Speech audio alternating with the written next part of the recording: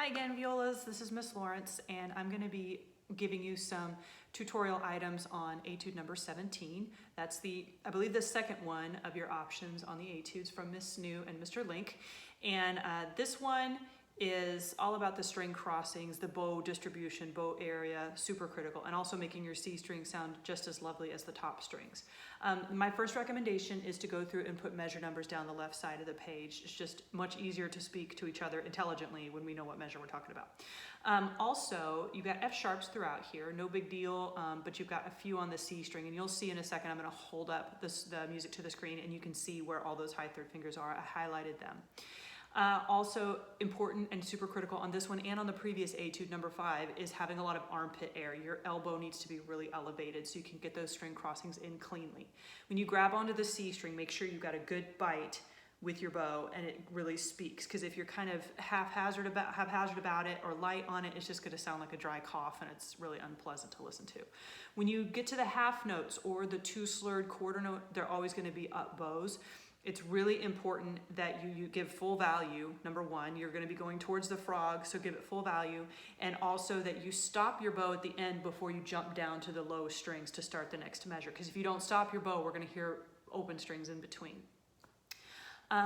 The final thing is I would try to fly a little bit with your bow on the down bow 8th note at the beginning of the bar. So D, dot, dot, D, dot, dot, dot, so you can get in a good place so you can play those up bows successfully. So you have to make a plan with your bow on this particular Etude. So let me hold it up to you.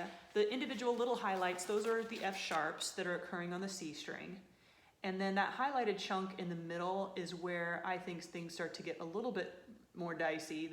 The rhythm's moving quicker and there's some unusual tonalities right there. So that's a spot where I think would be a great place to kind of isolate. I want to demonstrate just a little bit of those techniques I just talked to you about. We're going to go quarter note equals 70, which is the minimum requirement for this tempo. And I'm going to play for you from 25 until the downbeat of 33, just to kind of give you an idea of some of these different techniques. And also you can hear that tonality that I was talking about. So here we go. Quarter equals 70. This is measure 25.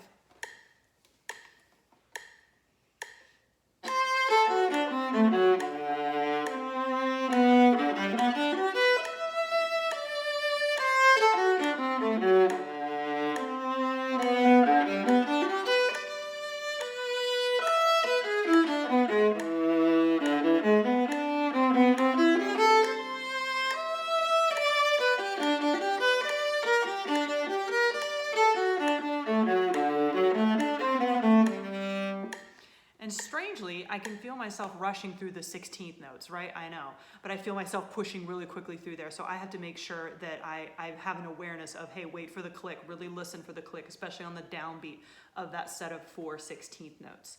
And that's all I got for you. So hopefully you got a screen capture of the stuff I've just provided for you, and best of luck to you.